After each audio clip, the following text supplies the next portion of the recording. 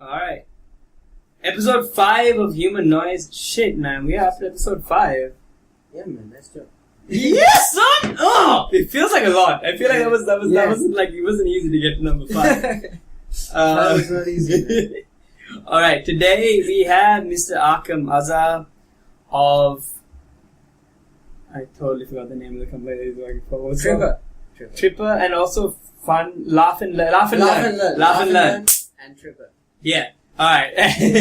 And she shares a lot of interesting insights, and we talk a lot about the way that like economies and businesses are changing, and we're moving into the future of shared economies and shared user-generated content and shared resources, and the way that is helping to improve our society and move it away from one that was so adversarial and so competitive. Yeah, exactly. And we also talk a bit about completely blacked out.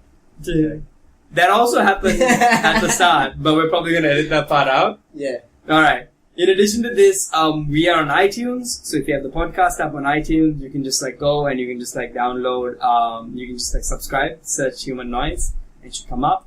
And we also have our RSS feed at the bottom of this video, so if you click on the RSS feed from an Android device, you can add it to your Android podcasting application. Yeah, and actually, if anyone like wants recommendations and stuff, like there's a bunch of really good like podcasting apps on Android. You can check them out. Like we'll leave. Just what's the one you use? I use Podcast Addict, and I used to use Dogcatcher, and like both of them have been great. Like no issues. Like, Dogcatcher. Yeah, it's a good name. Yeah. Podcast Addict is cool, but Dogcatcher. Yeah, that's a fucking name. So so check them out and then listen to like not only this but like hopefully if you haven't checked out like some other podcasts, we'll leave this. Should we recommend podcasts? Yeah, like fuck. Okay, okay, cool. Okay, so the main podcast that I listen to is I think the granddaddy is Dan Carlin. Dude is amazing. He has these common sense podcasts on politics which are pretty good, and then he has this hardcore history podcasts which are like long, and he's one of the few podcasters who. He's a one-man show, like we always have at least 3 people, but he works on his own, but he's still incredible. Like it's very rare that you get a couple of guys who podcast on their own, but they sound like raving lunatics. He's one of the few guys where he does it on his own, but it's fucking epic. He talks about like craziest shit that's happened in history, the Mongols. There's one episode called The Prophets of Doom, where like he talks about this incident that happens in this town in Munster, where these like new Christians who first get a vernacular translation of the Bible go a little crazy and barricade themselves in this town and go to war. It's pretty fucking it is fucking insane. And yeah, like currently it's on World War One, like 100 years, 100 years this year, and it's a fucking crazy war. If you haven't heard it being described in such detail, and it brings it to life. Right? Yeah, it brings it to life. It's amazing. Basically, I think the premise of like what the thing is that it used to be that armies used to line up across from each other. So you had your army here, you had the other army there, and you used to go to battle like that, right? But since they invented guns, that just became a ridiculous way to fight. But in World War One, they still hadn't figured that out. So they still had this army here and that army there, and they still ran at each other. It's just they also had machine guns. And the level of carnage was unprecedented, like, than ever before. And he goes into very excruciating but vivid and awesome detail about like what that is. Yeah. I guess we can recommend another podcast in the next intro. Yeah. We'll probably do that. Alright, cool. Alright, so then we will change the shot, and then Arqam will be here, and we hope that you enjoy the podcast. Peace. No, but like, okay, tell me this. What's up with that? Why is it that, like, do you ever feel like, in our societies and in our lives, right, that, there are some people who are just really into rules, and they're just really into enforcing rules, and when you, like, break rules, even if it doesn't affect them, they just, like, look at you like you've hurt their feelings. Definitely, man. Oh, for sure, man, for sure. What's up with that? Why are some people so into rules and shit? Well, I think from the beginning of time or whatever, where any of these things happened, I look at it that way, that, at some point in history, this whole human being started happening, right? Okay. Whether it was, I like the way you said that. This whole human being thing is happening. And the thing is that what people are trying to argue about is, whether this happened through some creation or, definitely, man, I don't believe that we came from the ape. I believe that there was something way more special. But listen, like you remember apes doing drugs. That's what it was. You know that shit? What? You know stoned ape theory? Are you serious? No. Amanita muscaria? No, that's stoned apes are the ones that became human beings. No. Stoned ape theory is not Amanita muscaria. Yeah, it's psilocybin. No. It's Amanita muscaria. Oh, yeah. That's why they say that Amanita muscaria is the secret, like deity in all religions. So there's a theory like this, right? That there were different people, of different levels of cognition, people were in ape form. Ape form, okay. Right? They were in different levels, right? But in order to transcend that kind of existence and become like a human existence, become deeply self-aware, and all of these qualities that we have that they don't, that they don't have. Like we are definitely a different kind of being, right? There's a theory that oh come on, what's his name? Terence McKenna put forward, right? That they the ape clans or tribes, or what's a group of apes called? Parliaments. They're called parliaments. Did you know that? Did you know that? Did you know that?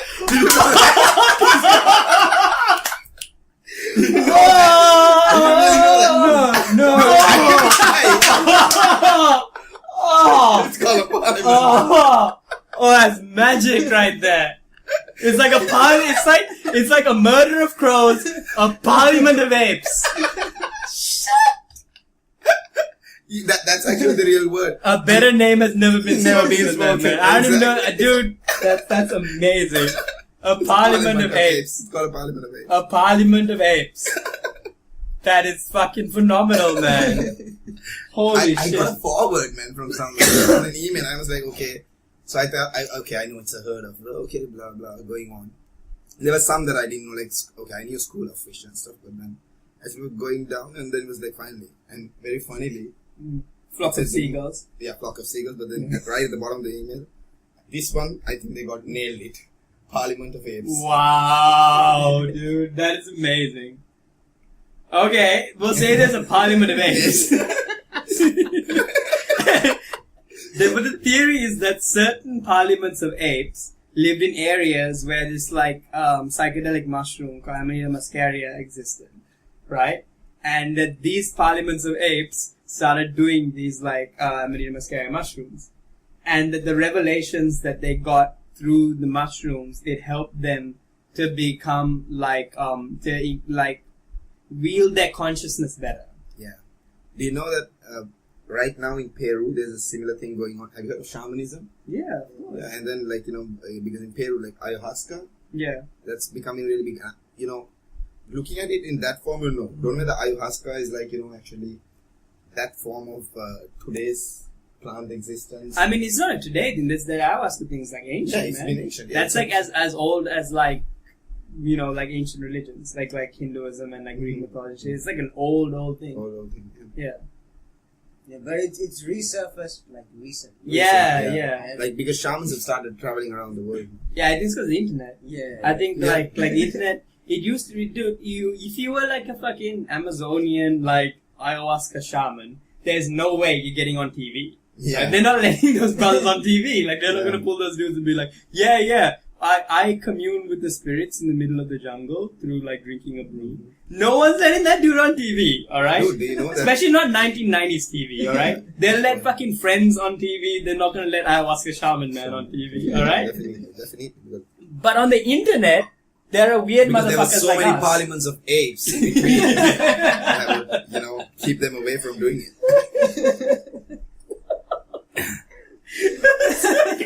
So gone. Parliaments of apes. Alright, hang on. On the internet, there's weird motherfuckers like us, right? Who will watch a 3-hour long show about a dude, an ayahuasca shaman, from the Amazon, right? Definitely. But that's not, the mass audience isn't ready to listen to that shit. So those dudes couldn't get on TV. So now because of the internet, right, this kind of shit is spreading, Because one of the things that's happening with the internet is that niche things are spreading. True. Right? Something doesn't have to appeal to the mass audience. You don't have to say, oh, we can get 80% of the ratings and therefore you should, like, you can fund the TV show and we'll pay all this fucking money to get on the channel and all that shit. You never do that shit. You can just be like, oh, well, let's just make a video and just post it online. Right? So all these ayahuasca shaman dudes are getting popular like that.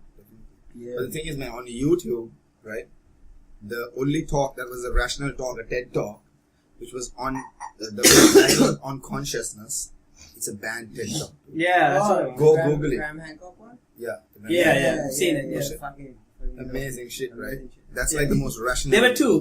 There was his one, there was another one. The other one is about non-local consciousness. Yeah, non-local. I think I heard. It's about this idea that consciousness exists in, like, it's not created within your brain, but it exists in another space, and that your brain is like an antenna that is like pulling it in, right? So those two TED Talks were like taken down from the site. It was so ridiculous. I don't know what that shit's about. You see, man, end of the day, I think that all these things, go back and like when you guys talked to me, where I was telling about the whole thing about spirituality and what I dig in a lot about to do with spirituality is that, man, I believe that all religions and isms and different cults and beliefs, like all these things came through some form of strong belief, right? And all these were guidances that were showed throughout time to people about how to connect with their, consciousness, their universal consciousness. And I think there were times when, communication, like you were saying, it's like the internet era and the awakening is happening so fast, right? But, the reason that I wanted to speak about it in something like this was that this thing is going to go online, right? And then our people are going to have a chance to, watch it, listen to these things and, say, okay, at least, there are Sri Lankans, because a lot of Sri Lankans don't get this. What I feel is that when you look at it sometimes, like, in terms of what's happening to do with geopolitics and, how, trends are changing and, sort of the motives that we are persuaded to follow, I believe is sometimes driven by something else, driven by some force that, even none of us have a say upon. But as a nation, I think it's more important because, I don't know whether this is right or wrong, but I know what you're saying. But what I would believe about the geopolitical thing, I would believe like this, right? And I get really pissed when people tell me this. So I get really pissed when people tell me this shit about, like, the Illuminati is like controlling the world, or the Bilderberg group is like controlling the world and shit. Because there are groups that exist in the world. Bilderberg group is one of them. There's that Bohemian Grove shit. There's these weird groups that exist in the world that are a combination of political leaders and business leaders that meet and they do what they can to push certain agendas and push certain ideas, right? But the idea that they're behind the scenes just pulling the strings and that they control everything, I think is an oversimplification, right? Mm-hmm. I think more than that, what we have is a system of carrots and sticks, right? A system of motivating factors and dissuading factors, right? And people find creative ways to attain the carrots, and people find creative ways of avoiding the sticks, right? So if we exist in a world where money can buy you a whole load of shit, right, and that's the carrot, then people will find creative ways of getting money.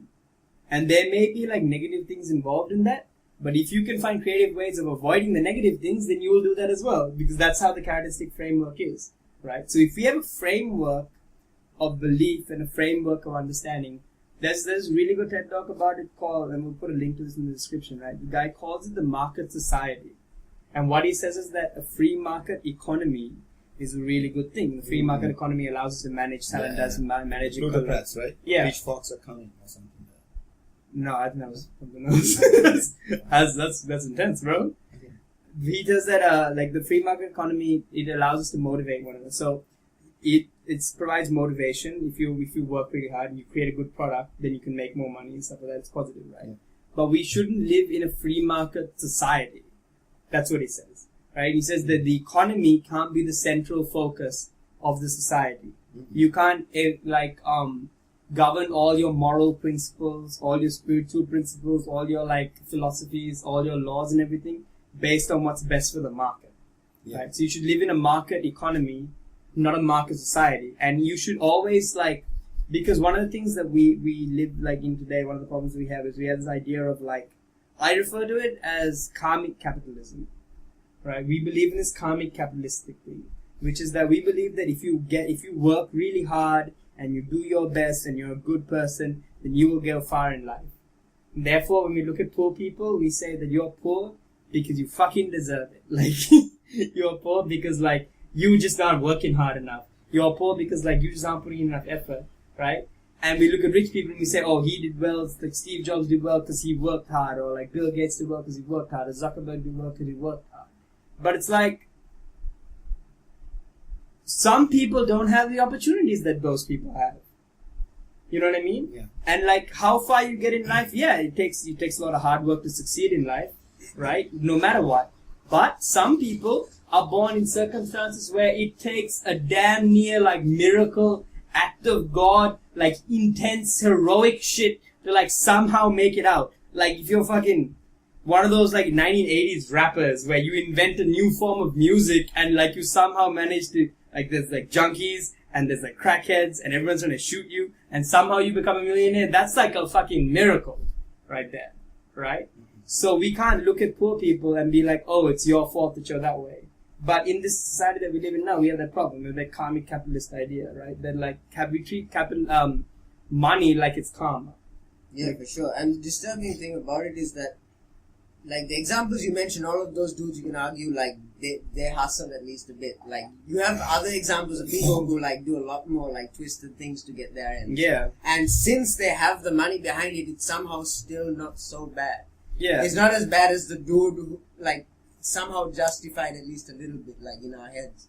Yeah. And the inverse is true as well. If you look at a poor person, that whole you deserve it is not the biggest thing on your mind, but a part of you when you're shit, if you don't give the dude money, a part of you needs to justify it. And that's one of the responses you bring out, because it's maybe not the first one, but it's one in there so that, this dude could work, he could get a job, he could fucking, he could, but dude, I would, say beggars in Sri Lanka, right? I'm fairly certain that begging, you can make more money begging in Sri Lanka than you can make on the normal minimum wage kind of jobs.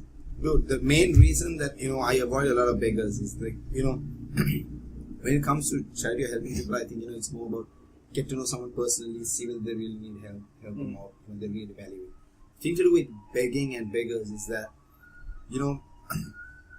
end of the day, today, what has happened is this has become a huge mafia. There's a bigger mafia in Sri Lanka. Yeah, for sure. But I have seen in Bambalapitiya, near Majestic City, there's this dude who begs and he has an account in the bank.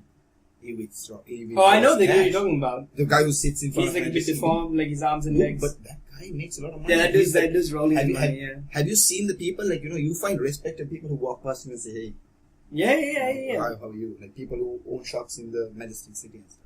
He's a feature there, dude. He's a feature. He's been working that spot for years at this point. That has been his career. Which guy? Yeah. He comes the guy, he sits in a wheelchair. He's dropped in a van. His arms and his legs are a bit deformed. He's like an institution practically. Yeah.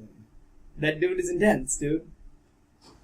Yeah. That is some shit. But my thing with charity and begging is something like this, right? I believe that you get all of these people, these billionaires, who got rich in an economy, working in a framework and working in an economy that supports poverty in some way, right? In an economy where the rich get richer and poor people have no social mobility and they make so much money because they're born rich, and we live in such an economy that's set up in a way where it's easier for rich people to get richer than it is for poor people to make money. And then they make a shitload of money and they donate their money to charity.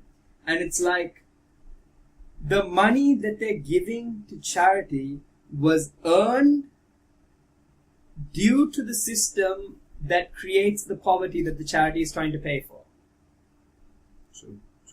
And that is a big social problem, right? Like if you support a framework that keeps people poor, and you make money and then donate that money to poor people, that's bonkers, man. That's like how are you doing that right now? Like how can you even say that you're supporting poor people? Yeah, but I think a lot of it has to do with like the whole market system was also brought on by like initial like American like the bonds, like the Truman packages they had handed out Europe. Okay. That was like the first like business ventures where it was also like business, but it was also a lot to do with government. Yeah, governments getting control of other governments and things like that. And influence. And the whole setup of like business practices, especially like when you look at here currently in Sri Lanka, where like you have like a lot of money currently flowing, a shitload of it, and the way it gets divested is through these large projects.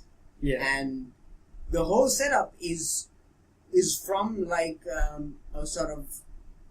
Well, I don't know if you've read the book Confessions of an Economic Hitman. Yeah, I have read. Like that book. The framework, like in a way, like it sounds like sinister, but the thing is, like it explains, like it's not something like an economic hitman in terms of like one particular person doing this anymore. Yeah. It's not one particular person. It's just like how people have got an idea of how business is done. Yeah, exactly. And so No, man, you've got to profit, dude. You've got to profit, right? But it's like, so one of the things that I think that we live in right now is we live in a super competitive economy, right? And as time goes on, it's becoming more and more competitive. More people are coming into business. More people are finding more creative ways to compete, right? So it's becoming a super competitive economy. And a lot of people, like I make this argument all the time, but a lot of people tell me competitiveness is really good. Because competitiveness is what drives people to make a product really good, right? And I think that there's definitely some truth to that, right? I think that if there was no competition, you would sell something shit at a really like high price because there's no one there to like offer something better. So competitiveness is a necessity. But I think that we can probably transcend beyond that into some kind of collaborative framework with some form of like economic framework that is based more around collaboration than it is around like competitiveness. Because there's no way that people working together aren't going to be able to achieve something better than people competing against each other. Right? You cannot tell me that the energy that people expend to like try to fuck other people up, right, is going to be. Think about. I'll give you an example, right? In Australia, they have these products. In Australia, and I think that's in America as well. They have what's called home brands, right? Home brand is a it's called No Frills. There's different names for this shit. It's it's like food, like basic food, like bread, cheese, sausages, whatever, right? Sold like with no branding, right? Or sometimes the branding of just the store that it's sold in, right? There are no ads for home brand shit. There's no advertising. There's no marketing, right? But it's really, really cheap. And the way they keep it cheap is they have the same manufacturing processes as everyone else. They're the same, they package in the same way, they push in the same way. But they do not spend money on competing with other people. They don't, they have a massive marketing budget for competitiveness. They don't have a massive R&D budget for competitiveness. So they don't create products, they're not investing. Most companies invest a large amount of their revenue into competing, right? They don't spend any money on competing, so they bring the price of the goods down and they sell it. So they're selling high quality shit for really cheap because they don't have to spend money on competing. Exactly. Right. Dude, one of the things that I've been thinking from since I used to write a lot about this purpose and the same and stuff, right?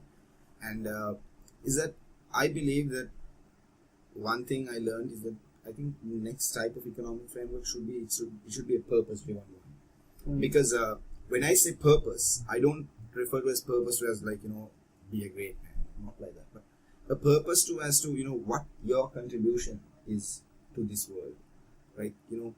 Because I believe that there's two things that you can always do, man, in life.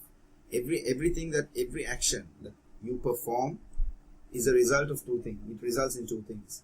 It either takes energy out of you or it puts energy into you. In terms of activities that you do, right? And all this happens, I believe, in two words. And if you believe that there is things like positive energy and negative energy that people can create, right? Then you definitely need to understand that it happens in two different worlds. Because I believe that there was a world that was in action and that will be in action once you come, since you came and once you go. Whereas there's another world. Wait, so you have to explain that again. What? Look, I believe that there's two worlds that all of us exist. What do you mean was in action and will be in action? Look, there was a world that was existent Okay. before you were born, and that will exist even after you're dead. Oh, okay. Right? Whereas there's another world that came to life only because you came to life, and it loses life the moment you lose your life. Okay. Right? And unless you are purpose driven, it is very difficult to exist within that space of doing something that came to life, like something that you're really passionate about. Okay. Right? And I believe that when people are encouraged to follow their passion, and when people find that, people are now becoming more purposeful. That's why you find so much of purpose-driven businesses coming up. Things like Airbnb, things like couchsurfing, things like workaways. Like these things are revolutionary economic models, like business models. And I think that it's time that the younger generation, like people like us, need to focus on creating systems, creating business models that, because right now we cannot go and change this entire economic system. We need to find a way of how we can play within this. Like you said, the creative ways of getting around this itself. Yeah, it can change gradually over time. It can change gradually over time, And ideally, I think things like Airbnb, like you were mentioning before, Roomorama, and then places like TaskRabbit. TaskRabbit, man, TaskRabbit is amazing. Uber, you were saying, right? Uber, and then what's the other one? No, so what these businesses that you're talking about, right? The trends, the two trends that I think are really positive, right? What you're referring to as the purpose driven. The two things that we have, like two market trends right now, right? We have multiple market trends, obviously, but these two market trends I think are the ones that philosophically are the most positive, right? One is what is referred to as economies of sharing. Okay. Right? It's like it's an economic principle upon which many businesses are built. Yes. And the other one is user-generated content. Yes. Right? So that's the economies of sharing is a principle based on us, any kind of business that allows us to share something that we have that we're not using. Right? So Airbnb operates within economies of sharing. Which is to say that you have a room in your house, you're not using it, share it with someone else. Put it up like on rent, have it cheaper than any fucking hotel room in the area, right? So someone can just come and stay with you. You don't need that couch. So there's two principles, according to what, like you're talking about, right, that exist in the world. One is economies of sharing. The other one is user-generated content, right? Economies of sharing is anything that you have in your, like, that you're not using, you're not getting the maximum use out of, you share with other people, right? So Airbnb's model is economies of sharing. You have an extra bed, you have an extra couch, you have an extra room, share it with someone else. You're out of like town for 2 weeks, put your house on rent, just let somebody else use your house and go, right? Another example of economies of sharing is the TaskRabbit thing, right? You need to get some shit done, you don't have the time, right? Somebody else has more time than like they need more money. It's like some person has money and they need time, some person has time and they need money. You share your money, other person shares their time. You post a task, I need my laundry done, I need someone to pick up these documents from this company and bring it to me, and somebody else picks up that thing and does it, right? And it's like, when you're that kind of thing, Airbnb, one of the things I love about it is that you can be the kind of person who rents your room out, and when you go to another town, you can stay in someone else's room as well, right? TaskRabbit, when you need some extra money, you can go and pick up tasks. You need to get something done, you can post a task as well, right? It's not like this corporation is selling this person. It's like you're putting that money out there, you're pulling money in from like outside, right? So it's like it's sharing. This other guy who was telling me, like, he had a concept like this where it's like you can share tools that you may have that other people like, for example, say you need to move house or you need to do some work in your garden, you need like a wheelbarrow and some garden tools. You'll never use that shit again. Right? Like, there's no point going and buying all this shit because you'll never fucking use it again. Right? That's the one time that you'll use it. So go and, like, pay some dude to rent it. Go and borrow some dude's wheelbarrow. Go and borrow someone's shit. Right? And that, I feel like that is one of those things where when you come up with business ideas like this, you create a more harmonious society, man. It's a thing that, like, it's a business that creates connections between people, right? It brings people together, and it's like, it teaches people not to waste shit, right? It's like, if you have more in life, don't just have more for the sake of fucking having more. Just like, if you have more in life, just let somebody else use that, right? But it's not like it has a chance of actually working, because it's not like just like a hippie kind of thing, like, yeah, man, you can have my wheelbarrow forever. It's like, no, you can have my wheelbarrow from this time to this time. You pay me $20, and that's cool, right? You can sleep on my couch. You pay me like $5 a night, whatever the fuck. Like, it's cool, right? Like, it's like you're sharing, but they're also giving you something. It's like mutual exchange, right? That's one thing, and the other one is user content, right? So stuff like podcasts, stuff like YouTube videos, stuff like even websites like SoundCloud and 8-Tracks and shit like that, and like Hilly Billy. Yeah, all that stuff where like you can make your own mixes, you can put your music out there. Bandcamp, you can just be a band, you can just make some music, you put it on there, somebody wants to support you, they can pay you. Yeah, you can pay any amount like that. Yeah, they have a really good system. You have donate, yeah. And in a lot of countries, man, I've seen this other website where you can donate actually to different... Donation has become really popular, man. It's become a really famous popular part of like working, because... So what does that go on, like donation-based stuff? Like, you know, is it user-generated? It's user-generated content, yeah. Because it's like, it's just supporting an artist. Like, we don't need gods anymore, right? We don't need our rock stars and our rappers and our artists and shit to be like fucking on a pedestal. You know what I mean? We don't need like these material gods. We don't need money gods anymore.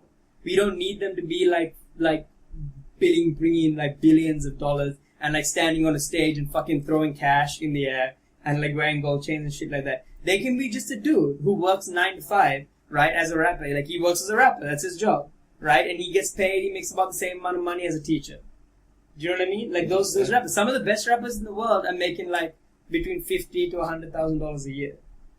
You know, they're doing gigs. They're putting their music out. They make some merchandise. They put it out, and they don't ever get fucking rich, right? But they make a decent living. They make enough money to support themselves, to support their homes, to have health insurance, to like get their kids, you know, to raise their kids, right? And it's like, that's the kind of society we need. We don't need money gods. Everybody doesn't need to aspire to be like a quadrillionaire all the time, right? Especially if you're an artist. Most artists do that shit because they that's what makes them happy. It makes them happy to be an artist, right?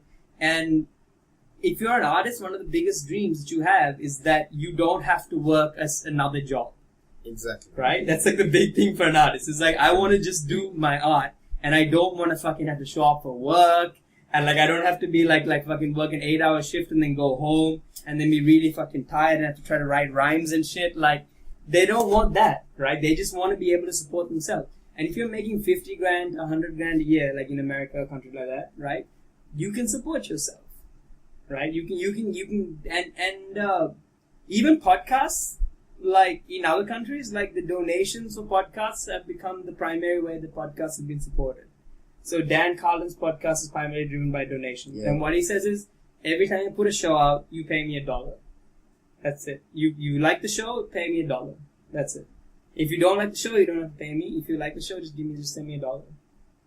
That's it, right? But if he's got like, you know, he puts a show out like every month, right? And his monthly shows, something like, I think like a few thousand, like 10,000 people or something like listen to that, right? So like he has a chance to get like, not everyone will donate, obviously, but he might make like $2,000, $3,000 a month.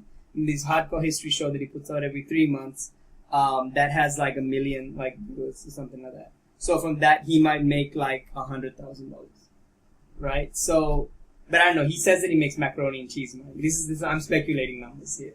Okay. Right? Based on viewer numbers, I'm speculating numbers. I don't know exactly what the viewer to donation conversion rate is, right? Oh, and Kickstarter. Yeah. That's such a good business. Did you know Kickstarter? What is that? Oh, dude, Kickstarter is like a thing where... No. Did you see the new South Park episode on Kickstarter? No. No, what's Kickstarter? Oh, it's the shit, dude. It's a New York-based startup, right? And what they do is basically like, say you want to make something, You want to make a game. You want to make a movie. You want to make a business. You want to make some fucking sandwiches. There's a chick. Did you see this chick who's a UFC?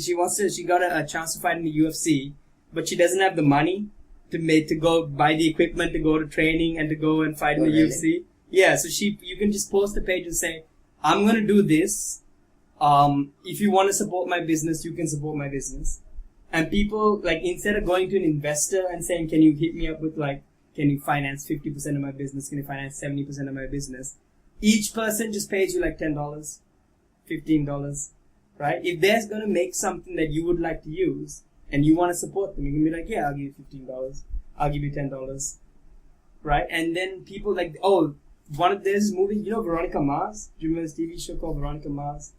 Okay, there's this TV show called Veronica Mars, right? It's about this girl who's a detective. It's better than I'm making it sound right. I know it sounds kind of lame, but it's like she's like a high school girl and she's like a private. I swear to God, it's a halfway decent show. All right, it's not as bad as I'm making it sound right now. They wanted to make a Veronica Mars movie, but none of the studios said that it was financially worth their time to make a Veronica Mars movie. So they said, you guys, they posted a Kickstarter page and said if the fans donate the money, and you can say this is the time period for donations and this is how much money we need, and then as you donate, like the thing fills up, and they raised the money and they made the movie based on just like donations. Nice. Yeah, and also like you get like other websites. It's nice. You watched it? I'm saying. You get other websites also like in this like manner. You've heard No, of I remember something starting with K. Okay. Yeah, some company that's similar to what we're talking about. It's with startups. Not Kickstarter. Is it Kiva? Is it that? What? Is it Kiva? Have you heard of that? Kiva. Kiva is another company. Kiva. What Kiva does is like they take donations, small donations from first world countries, and they like lend it to like businesses in third world countries. So they like take like a $50 donation, but it's like $50 in like Sudan is worth a shitload of money. Like $50 US is a shitload of money. Somebody can expand their business with $50. So they take $50 of like from a person like an American, and they lend it to a business, and then they pay back the money. That guy pays you back your $50 over like a 6-month period or whatever. Yeah, that sounds like a lot like Prosper as well. That's what it's Prosper. This Prosper is another website where they have basically if you're in like a rural village or something, you have whatever items you need or some sort of equipment you need to expand, like whatever you want to do your project. And so as like an investor, you can go and say, okay, I can invest, and then you can dictate terms of like how much you're willing to offer, or he'll ask for so much, so you can determine your terms. And it's all, so you, in the end, like it's charity, but it's also like you're interacting with the person, so it's not like, you're going to charge exorbitant amounts, you're going to charge what is in the market, otherwise he's not going to come to you. You get a lot elsewhere. And the Kiva thing is like, dude, it's like instead of just giving money and you don't know what the fuck's happening, this dude's paying you back the money. Yeah. Right? Yeah, Which I think is really good, because I think that charity, man, unfortunately, a lot of time charity is built upon elitism. Right? Charity is built upon the other. It's built upon rich people giving money to poor people. And to a degree, the mechanisms through which the money is taken from people and the mechanisms to which it is given to other people, right? It sustains the status quo, right? It's designed in a way to sustain the status quo. They find the most pathetic people who are like on the verge of death, and they give them food and they keep them alive and they sustain them, right? Which is, it's great because it's good if people don't die. But companies like Kiva are giving people the opportunity to like better their situation. So like going forward, they can make more money, they can like live. And there's like pride in that. You can take a loan from someone and you can make your business better and you can make more money, you can pay the loan back. That's like, you know what I mean? That like supports human achievement. Yeah. Sure. And in turn, like that sort of actually creates like some sort of like new revenue flows for like not only the person but also like the place, the community. Definitely. They also get shit. Okay, I know what I should be saying, but anyways, like the company we've started, it's called Tripper, Trips and Holidays. So we are developing a community-based business model And because what we believe is that, look, Sri Lanka is moving from an agriculture-based economy to a service-based economy, right? And tourism is definitely the driving force of the economy, right? I believe if that's the case, then Sri Lankans should be in the driving seat. That people who dragged the whole journey this far should be given a fair share of the cake. And as a government, I guess, or as of whoever is in governance of the country, has a responsibility of creating the economic system that will support the people to get there. Because if not, our people get dropped out. Because what's happening today is so what we believe is, man, is that to create a model, a business model for travel, where where it was inspired by sort of couch surfing, right? We are now working with the most tourist dense societies in Sri Lanka, like Galle, Kandy, Dambulla, these areas, and we are recruiting people who are willing to share a room. Because the thing is, man, look, Sri Lanka is digitally reached, right? But the thing is, we are not very digitally for mature. Asian country, We are not digitally mature. Like, our people are not mature. I know what you mean. Devices. They have the devices, but they're not fully utilizing it. They don't have the culture that comes with it. Exactly. Like, we were a country that has everybody has we have a massive amount of smartphones, low amount of Twitter users. Exactly. Right? With that kind of country. Yeah. Look, I don't think low amount of Twitter users is actually right. Okay, because I think, look, Marvanella, right? Marvanella has a Twitter community. And today I was talking to one of these guys, and he was telling me they had to pay Twitter, people who would tweet them or retweet them in Marvanella, Putlam, Kalpitiya, and all these places. They had to pay 750 rupees for each one of them. What do you mean they had to pay 750 rupees? That they would promote their program, like the courses that they offer. And this institution is in Colombo, and they are trying to promote their courses at a low cost with a good UK-based qualification. Is the name of the institution? No, the name of the institution is Greenwich College of Technology. Okay. So, hold on. So, they're paying these dudes $750 a day to retweet to people in Colombo retweet to people in their areas. Come to this place to join programs where it's, reasonably priced and all that.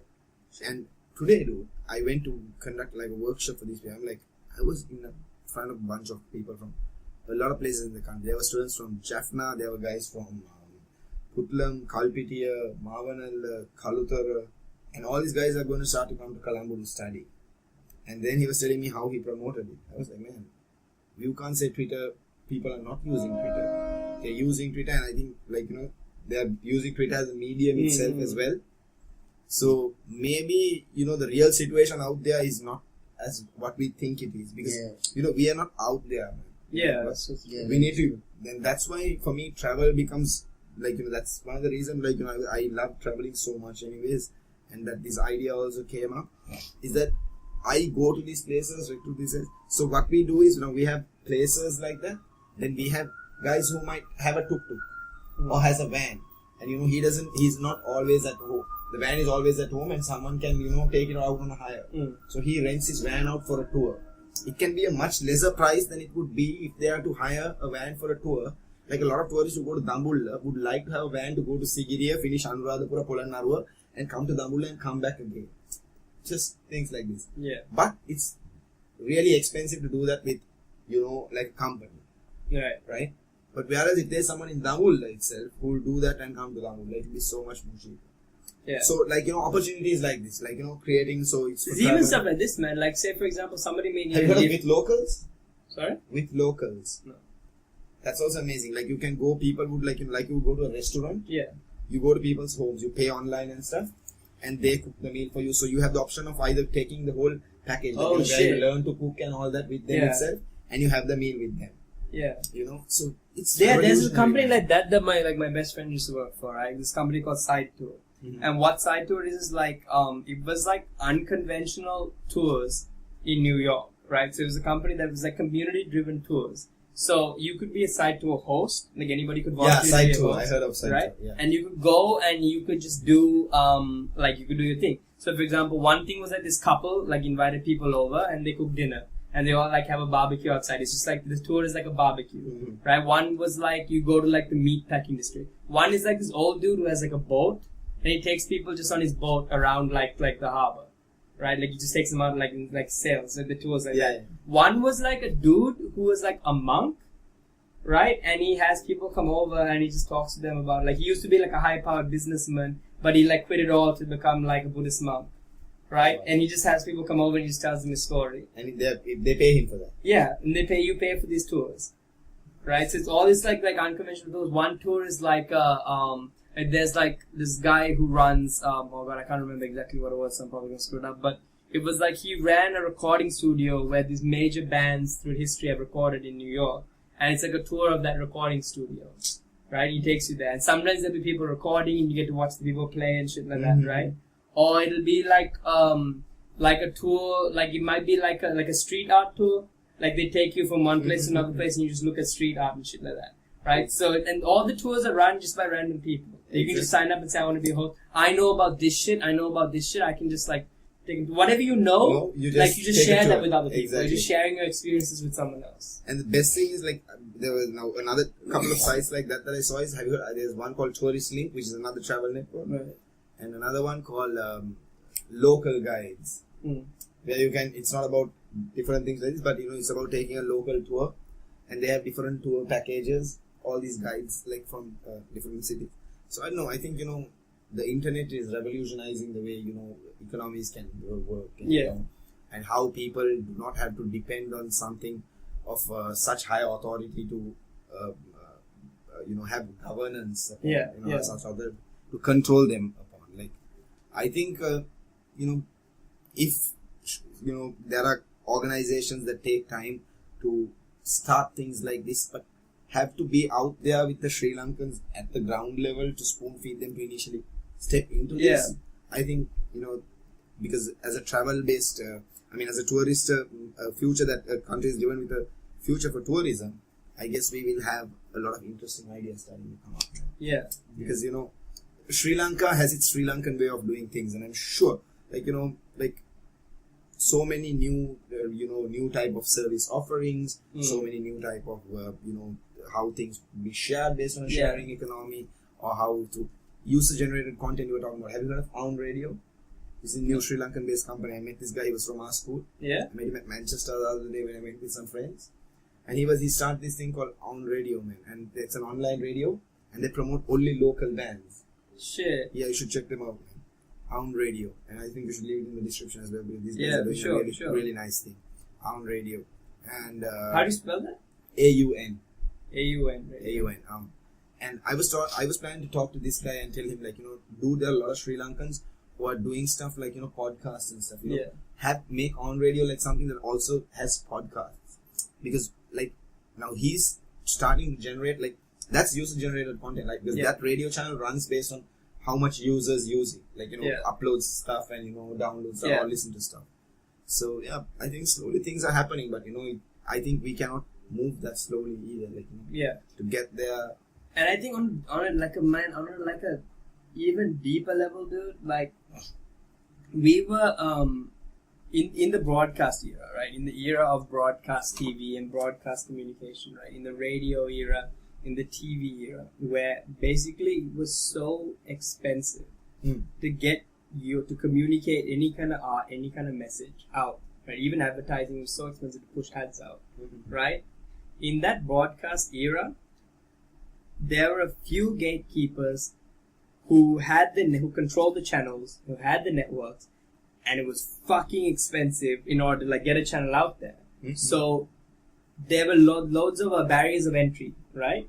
Subsequently, what these dudes thought was cool was all that we thought was cool, right? And all the content that we got was machine cut, cookie cut, it was just shit like that, right? It was just machine cut, cookie cut bullshit, right? One of the things that we're seeing. Yeah, you were saying. No, I'm saying that, okay, so because there were only a few people in the world who control the channels, and because of barriers of entry, financial barriers of entry,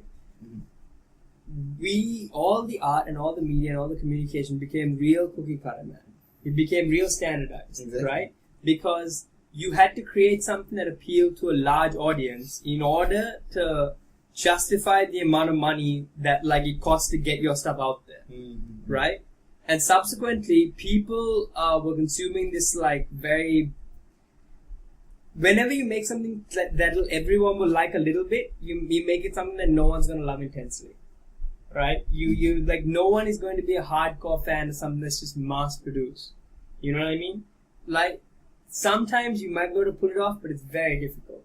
But now, because we're moving into this user-generated content kind of world, the shared economy. But just kind of one world. question, Sabah. Look, don't you think that brands like even Apple is becoming that thing? Isn't it about now being a mass brand? Yo, Apple is one of like for me, like I think you're right about Apple. I don't think you could pull that shit. I don't think you can give me another example though. Because Apple is just so fucking like that is one of the most mind-blowing marketing examples in history. Because it's like, how did they manage to be the most popular brand while at the same time being kind of a hipster thing? Exactly.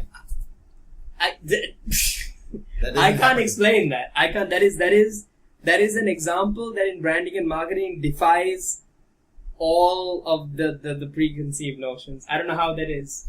Right? How did it become such a cool niche thing while also being the mass thing? I don't fucking know. You see, what I believe is that what happens with Apple is that it's about the way Apple communicates the stuff. Yeah.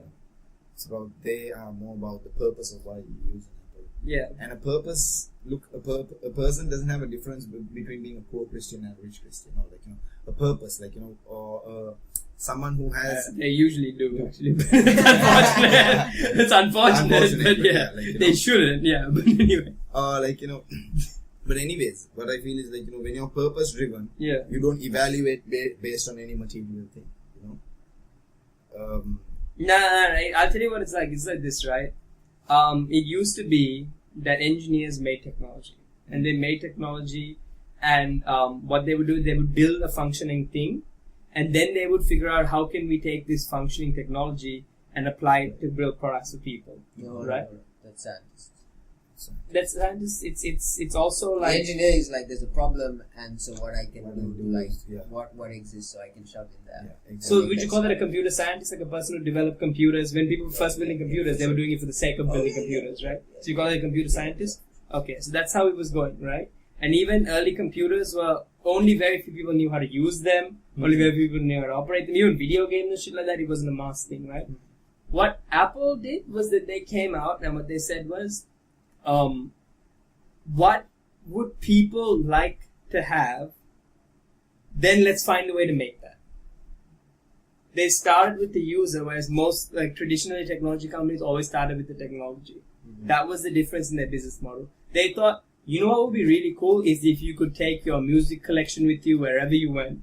People would love that shit. People would love to have all of their songs with them at any given time, right? Exactly. And everybody loves to walk and jam, be in the bus and listen to music, walk and listen to music. That's just a thing that people just love that shit. But it's a fucking pain in the ass to carry a Walkman around with you. And you gotta carry the Walkman. You gotta also have the bag of CDs and shit. And you had all the hipsters and shit were you had that little satchel bag with all your shit in it. And you used to have those backpacks where you can pull the headphones out of the backpack. So you got all your shit in the backpack. Yeah, man. That was the shit. I love my Walkman, man. It was the shit. Right? Remember there used to be bags that actually come with where you can wire you can pull your headphones through, Those are always the coolest bags. Yeah, those are the coolest that's bags. The thing. You want to go buy a bag, you look for that hole, man, where you put the headphones from. Where's the hole? Yeah, it's I can't take this shit to school. Where am I going to put my Walkman headphones from, right? But then they realized that's something people wanted, and they built that shit. And it would have been really fucking hard to build that. Now, I'm not saying it's that hard to build it, but it's also it's so fucking simple. It's people want to have songs, but people want to have a lot of songs. Do you know what I mean? Mm-hmm. So they figured that shit out and they built it. And they made everything. Another thing was that computers were really complicated to use, right? And I think deep down, in the hearts of geeks, they liked that. I think they made them feel cool. You think that it was you could use that and that made you cool. It's I can use it. I mean, I feel that way about old games, right? Old games were fucking hard as balls, man. Yeah, definitely, man. Things like Zelda. Yeah, the Zelda, like the original Mario Brothers, is a fucking murder game, dude. Man. That is so hard, right? And I feel proud that like I could play that, as most people can't finish like the original Mario Brothers, right? That was a big achievement in my life. You played Turok? Oh my god! Turok was fucking Talk about Turok. When you run out of ammo, man, it's such a crime, dude. Nowadays, ammo's just fucking flying from everywhere. Back then, you had to manage ammo and shit. Shit, man. That was a fucking Turok game, dude. was the game, man. Jesus Christ. What Apple realized was that everybody would like to get into computers. It's just hard. So let's just make everything fucking easy. Right? And they put a layer in front. Normally you had like traditionally technology, you had the technology, and you have multiple layers of abstraction in front of it. Mm-hmm. But they put another layer of abstraction in front of that simplified everything. They made everything fucking balls simple. Right? And even video games, that was the trend. They made video games like, what they realized is everybody would like to play video games. Right? Not just like really skilled gamers. So they made video games balls easy. Video games nowadays are so easy. And what they also realized was that even like things like Dota, I don't know. Dota's hard as fuck, man. Dota's hard, dude. Yeah, compared to Assassin's Creed, Dota's hard. And you have to go online, you get abused by all the other people. With your fucking feeder, you're giving the other team XP, dying all the time. They all yell at you, they kick you out of the team and shit. Dota's pretty Dota took me a long time to learn to play Dota, man. That's not a good example. A good example is like Assassin's Creed. Okay. That game is easy as fuck. And it gets easier is the thing. The concept, because I know, man. Like my little brother's at home, he has friends from Hong Kong or from Dota. He has friends from China. He may be a baller gamer, dude. That's a different thing. Like when I was a kid, I played really hard games too. But it's like that's a skill that some people have. But it's like everybody in the world can play Angry Birds. Not everyone can play Dota. Yeah. Exactly. Right? You look at how many people in the world not only play Dota, but how many people in the world can play Dota. Yeah, can put the effort and the hours in to learn how to play such a tough fucking game. Yeah, the thing is, the entry level is high. Yeah, the entry level is murder. You have to like, it's not, and the thing is like with Angry Birds and like phone games, like where basically the entry level is the understanding of like a simple idea. Yeah, like just pull the bird, let pull him go. And you know the force of it and you know the idea. Yeah. And like as soon as those two abstractions are there, you're good to play all the levels of the game. Yeah, you can play all the levels of the game. And then they'll introduce new birds and shit along the way, but it's easy. Dota, you gotta learn each individual hero. I just want to have one question from you. What do you guys think of Candy Crush in that case? Oh, bro. I played it for like 40 levels, I think, and I gave up. I think Candy Crush again is one of those examples, man. Like, it's about just making people feel like they're smart because they're I'm like, nothing's happening to you, dude. It's so late. What's happening to you because of playing this game? You play, if you want a good phone game, I'll recommend this game to anyone. Plants vs. Zombies. Best fucking game on the phone. Pretty hard. That game is pretty hard. Plants vs. Zombies. Yeah, it's like a game where you get different plants and your plants have different attacks. Mm-hmm. And you use your plants to fight zombies. Oh. So you grow like certain plants to capture more sun. Are you like a Pokemon freak too? Oh fuck, Pokemon was a shit, dude. I think we have a lot of things in common, man. Dude, Pokemon was a shit. But my point, the other thing, the easy games is that, when you have a hard game, it may take you years to finish the game, right? So then you won't buy new games. Exactly. You make the game easy, you will buy more games, right? Now games are on a development cycle, on a 1 year development cycle. Wow. And some studios, what they do, like what Call of Duty does, is they always have the Call of Duty series, which takes 2 years to make the new Call of Duty game. Mm-hmm. But once they make one game, they give the game framework technology, the engines and everything, to a second studio, and they make Black Ops. Right? So that they can keep this 1 year, every year there's a new game cycle. Yeah. So I'm making Call of Duty, then they make the Black Ops. Then I make Call of Duty 2, like Modern Warfare 2, they make Black Ops 2. I make Modern Warfare 3, they make Black Ops 3. Like that, right? Okay. And they manage this development cycle. And that's all a part of this trend that Apple is also responsible for Apple's success, which is the trend of making technological things really fucking easy so that anyone can use it, right? Because it's not hard anymore. And it took like a dude like Steve Jobs to figure that out, because geeks would never have figured that out, because geeks like complicated shit. Exactly. You know what I mean? Like geeks like that shit when it's complicated. You know that episode of The Big Bang Theory where like what's his name? Like Sheldon's like oh man, the new Windows 7 has made my user experience like easier. I don't like that. That's what it's like, dude. That's what it's like. Geeks like it to be hard. They want to use fucking Linux and shit. Right? They want it to be like a challenge, dude. They want to Linux is supposed to be like really doing well, right? Yo, it's really, dude, coders use predominantly using Linux. That's like that's the number one used thing for them. They love that shit. Right? And even like... And that's the thing, like, it's also... It's a matter of like reward as well. Like the thing is, like, there's a certain amount of satisfaction you can get from understanding like a very simple abstraction, and the amount of satisfaction you get after like trying to like break down this whole bigger problem. Right, but some people get the satisfaction from another thing in life. Like someone might be a really good like fucking basketball player or some shit, right? And they cannot be bothered to be a really good basketball player and really good at computers as well if computers are complicated, right? But they can, if computers are easy as fuck, then they can be really good basketball players and they make some videos using iMovie and like post their basketball videos online. Do you know what I mean? Just make shit simple. Yeah. That's their secret, right? They just thought about how users... And the simpler technology gets, man, the more massively it becomes accepted. Yeah. And the more massively it's accepted, it's easier for information to be massively shared. Yeah. And when that happens, man, there's mass, sharing happening. There's revolution happening when that happens. Yeah. And I guess it's time that we have domestic things that start developing this year, But I agree with like what you said. Like I think it's an achievement. Like I learned to play StarCraft, and it was an achievement for me to learn to play StarCraft, and that was balls to the wall hard.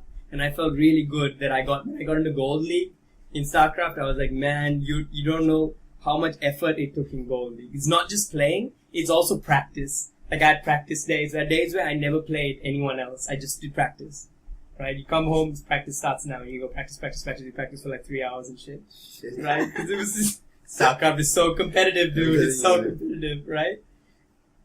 And there's a certain sense of achievement, but that achievement is not the way, if you want to make something a mass product, that's not... Dota is a Namco production, right? No. Dota is Blizzard. Sorry? Blizzard.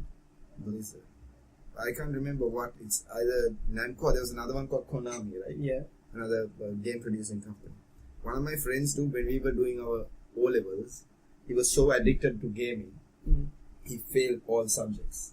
But he hit world #1 rank in that particular game. And the gaming company contacted him and hired him. Oh, nice. Nice. And when that is like the dream. That's like the dream, right? That's like the dream, right? That's like the dream. Okay, what happens is like, we're all doing our A-levels, like, and all that, and this guy is like, he's like chilled out. Like, we're like, you fucking screwed up O-levels, dude. You're not supposed to have such a chilled out life. Yeah. Like, and then he's like, dude, you guys should come home and all that, and I walk into his room and it's like Disneyland, man. It's like, fuck, the sounds, all sponsorship. I'm like checking it out. He's like has got that accelerator shit like for other Jesus games. Christ, man. And man, like at that time he was saying that there was this whole sort of a glass-like thing that they were producing. Oculus Rift. I can't remember what I know. Yeah. But it's a trip, man, to play a game on that shit. Oh right? shit! And he was like, yeah, this is all given, man. Because I popped in that whole scene in the game that I was into. And yeah, now I'm working for them. They pay also, and they sponsor all this. So whenever they send stuff, I test it and stuff. And I tell what might be good to change, and what we can do and stuff. That's amazing. That's his life, that's amazing. But that's how, like, okay. That is the win, man. If you are a pro StarCraft player, okay, you make about $100,000 a year. And guess what, man? He married a gamer.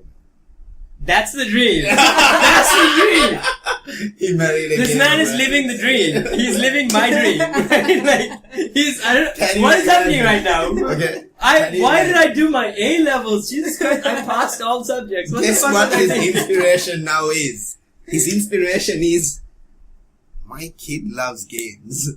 Okay, he's like, this shit can happen. We can create stuff like games that start developing human consciousness. Oh, for from sure. Inception, from the at the beginning. Oh, it just needs to be engaging in their language. Yeah. And I like to try that out on my son. And he's like, I'm like, oh fuck, brother Muksid, you are on one trip.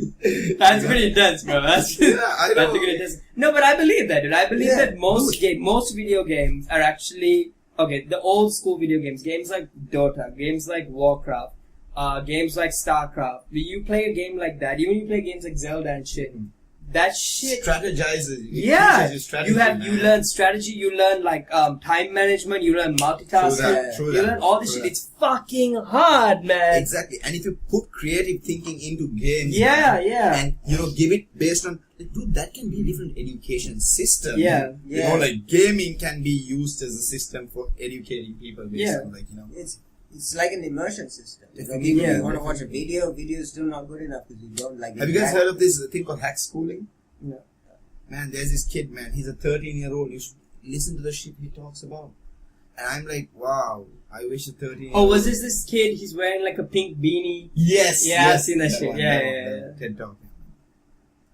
Yeah, that kid is intense. Yeah, and it's like oh man, I feel like those are the two frontiers that I wish, like, okay, so one of the things happening in the video game trend is that there are multiple trends. One trend is games are getting easier.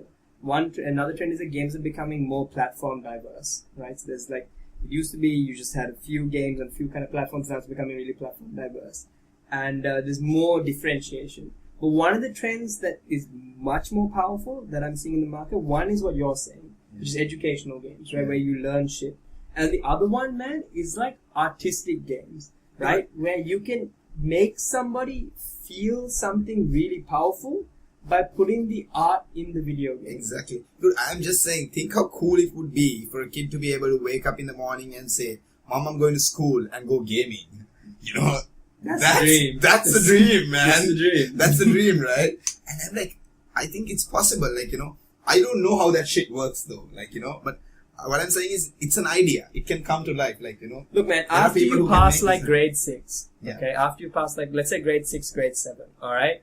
Once you've learned like basic mathematical skills, basic geography, basic history, basic like the 3 sciences, right? And language. Mm-hmm. Once you have those skills, everything else you learn, right, is really not like that effective unless you're following whatever you're passionate about. Definitely.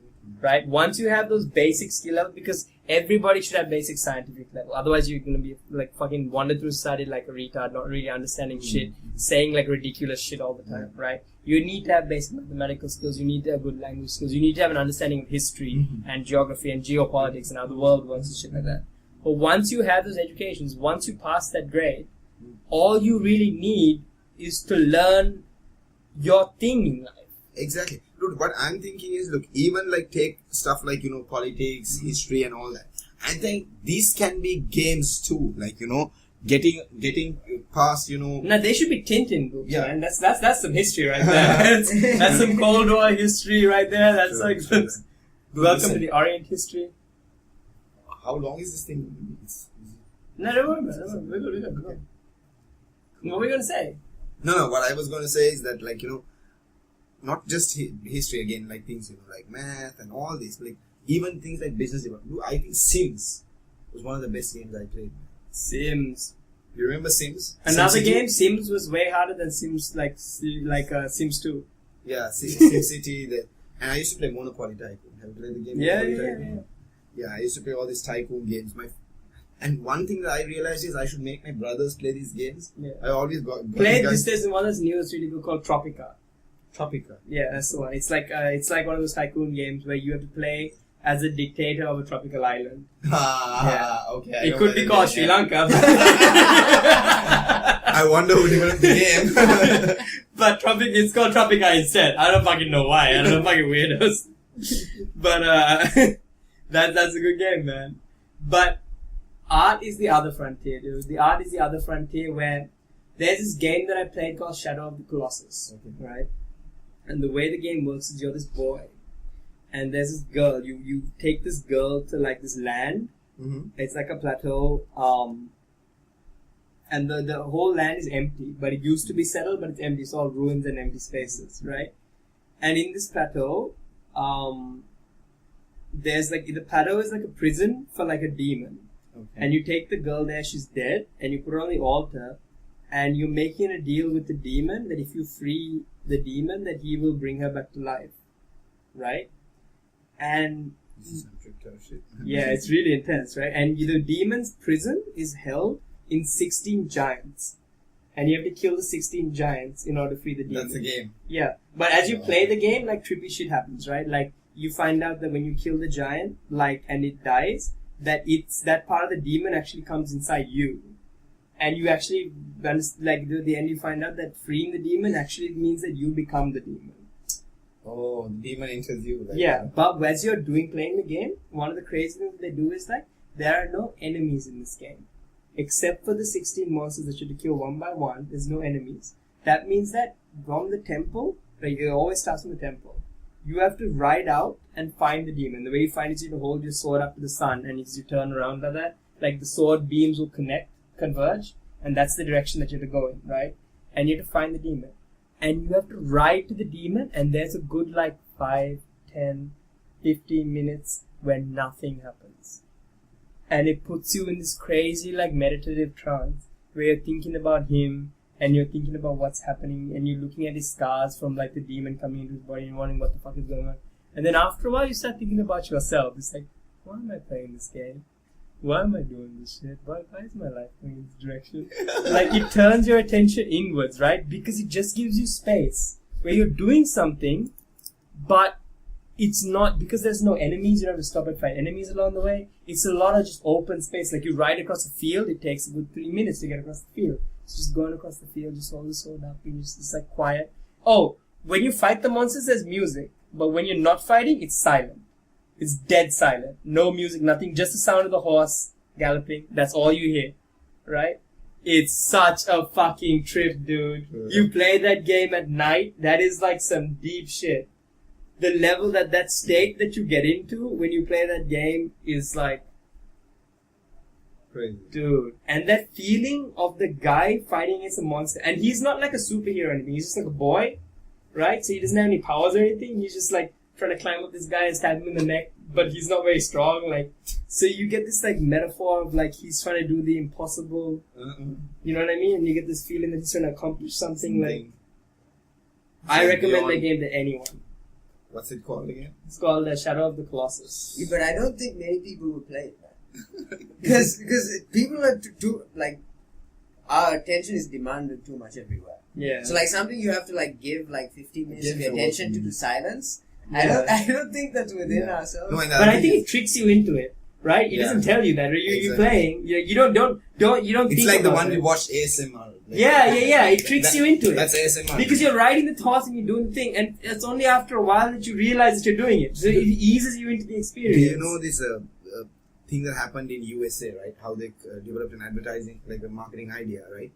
I can't remember the name of the game. I think it's Legion, if I'm not wrong. But anyway, one of these really hardcore, strategy games where two kids, they were so engrossed in playing the game. They didn't eat for like 2 days. They were in the game. The parents had gone on a trip, and the kids died. Dude. Yeah, there are a few of those, man. Yeah, There's this girl who died who played World of Warcraft. Okay. She played 48 hours straight and she died of exhaustion. And they had a funeral for her in the game. All the players went to the cathedral and they had a funeral for her. Gamers, man. Yeah. It's kind of ironic because that's what killed her. But that's also where they had her funeral. That's nice. But anyways, like what I was saying is like all these games, man. I feel that. No, you feel like that's the way that we can educate people. Yeah, that's exactly. the way that we can take it forward. Yeah, I think that gaming technology is highly underutilized. Do you know about this thing about how they build proteins and enzymes for genetic engineering? Mm-hmm. There's this thing called protein folding, right? You have to fold a protein, right? And it's really complicated. How do you design a protein, right? So what they found was that most scientists in labs, they can't really fold proteins so well, right? Mm-hmm. Maybe a scientist, but that's a geometric puzzle kind of thing. Mm-hmm. So they invented this video game where you can create a shape that represents the protein, and they post it online, and anybody who wants gamers can go and like fold the protein, and you to make the shape. They say, this is what you have, this is the shape you have to make, try to fold it so you make the shape. And they've been super successful at that. Gamers have been way better at protein folding than actual scientists. Right? They found like that was the most effective way to figure out how to fold protein. Is just let a gamer do it and just record it and then look at how he folded it, and then that's how they fold proteins. That's something to do with protein folding. Crazy shit. Yeah, I think the person who was like the number one in the world is like folding proteins, like some like housewife. Like Yeah. Yeah. It She was like an expert protein folder. She was just doing it like she just during her spare time during the day. She was trying to fill up her days. She started folding proteins and shit. God, man. I'm telling you, the way people earn money, man, today, like, you know, what isn't possible? What isn't possible, dude? That's the thing. I think a lot of things are possible, but I also think a lot of things are fucked up, right? And I think that if we move into sharing economies and use generated content and like ways of understanding, ways to use new media to educate and to communicate, I think that we can move to a more positive kind of world. Definitely, man. I think that like the big business held a vice grip on us, right, in the way that it doesn't hold us anymore, right? I think that I'd rather live in a society where you go and you sleep on someone's couch than we have to go and sleep in a 5-star hotel owned by like some really stiff motherfuckers who like probably don't give a fuck about anyone, who like look down on like their staff and shit. I'd rather go and like stay with someone and like stay with some family or some shit and ask them like what they're like, and you get to meet them. And like sometimes they're a dick, they may be dicks, but yo, you could be staying in a hotel and someone be a dick to you. That's like... No, and the thing with like user-generated content is you like get to rate like places. So like you know who's like a dick visitor and you know who's like exactly. House. Oh yeah. Airbnb, you can do that, right? You can say this guy's a shitty host, and you can say this guy's a... It's the same with couch surfing too, man. You write references, people can vouch for you. Yeah, it's crazy shit. That's the way to go, man. That's the future that I want to live in. But I think like it's also like for the last like 100 odd years we've had like advertising and like this whole consumerist like attitude just like shoved on us, and like everybody just wants like the new and the original, even though that's the same, but like the original and the sort of what's in right now. What do you mean by the original? You mean like the authentic? Like the new iPhone 6, man. Everybody wants the new iPhone 6. Like even though it bends? Even though like nah, man. Like it's who's gonna bend their phone? And that's the argument given. Like no one's gonna put it in their back pocket. So like that's the most keep it in your front pocket. I can't believe have the new iPhone 6 because that's what everyone wants. Mm-hmm. There's a certain degree of like mass media hypnotism that exists, right? Hypnotization, hypnosis. That's what it's called. Yes. Hypnosis, where like it's like I've started to do something about bourbon, right? Where like I think that I'm fairly certain, like there are some really expensive whiskeys that taste really good, and there are some really cheap whiskeys that taste really good, and there are some really expensive whiskeys that taste like shit. But when you're drinking an expensive whiskey, people aren't just drinking the whiskey, they're drinking the hypnosis. Yeah, they're drinking the image. They're drinking that. That's why all these rappers are fucking rapping about Hennessy. Hennessy tastes like shit, man. Hennessy's pretty crap. I'm sorry. It's my opinion. I'm not putting Hennessy down, but that's why all these like Tupac's like, oh, when I started drinking Hennessy, all my enemies envy me. Like, it's all bullshit, dude. It's all bullshit.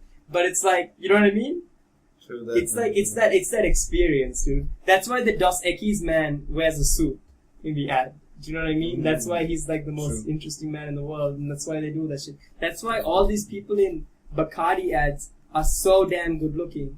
Like, that's the freakiest thing. When you watch a Bacardi ad, it's like you see, it's like a party, right? And I'm watching the ad, and I'm like, yo, this is a party. I've been to parties. This is kind of like the parties I've been to. This is something's different. What's missing? And then I'm like, oh, everyone in this party is a supermodel. That's what's weird about this party. Everybody in this party looks the same, has the same kind of style, is the same kind of beautiful. Do you know what I mean? Like, they're uniformly beautiful. You know what I mean? It's like, there's no drop.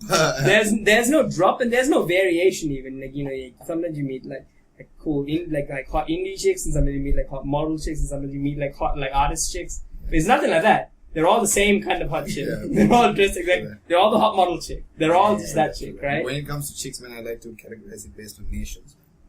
A lot more detail, like, you know, it's. Yo, have you seen, that was a really cool like an internet thing where they took like images of like different like women from like across the world, like the different faces. Okay. And so that was like each country had its own like.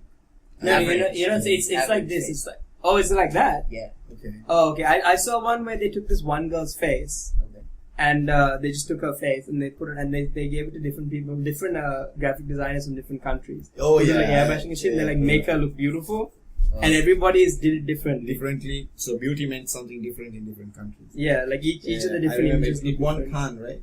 Did it? It won Khan. Man, not bad. That was an intense one, man. Dude, can I make a move? Yeah. Shall we wrap this shit? Alright. Cool. I don't No, man. Thanks for having me, guys. No problem. You can like say your name or something. Yeah, you Oh, can yeah. introduce your, You can plug your business Yeah. and your name and shit. My name is Arqam Azhar, and I school at Isbatana College. I now run a training and development company with a friend of mine called Naveed Uwais. It's called Laugh and Learn. So we're trying something different to do with education because we believe that making people learn in innovative ways and absorb information in better ways is the best way to move forward. And then I have another travel company which is based on a community-based business model, which is one of the ideas we have to challenge current economics, models. And I guess that it's definitely time that young people like us, stop doing the shit that is probably just taking energy out of us, and need to start focusing on doing things that we are going to live by. Because if not 20 years down, 10, 15 years down the line, we'll be the same people complaining, saying that we didn't get there. It's up to us right now. We are out there, we are in the informed world, we just have to create ideas that will make it accessible to the other people in this country, who can take things to their hands and carry it forward. Get things mass. So, that's what my purpose is, that's what my vision is in the world. And I have a blog, I write a bit, it's called Archaeologist. I think. I see what you did there. So yeah. Right on. We shall put a link to the blog in the Definitely description. an archaeologist. I just write weird shit, check it out. Alright. Very deep stuff. Peace, man. Cool. Okay, man, peace. Alright. Nice.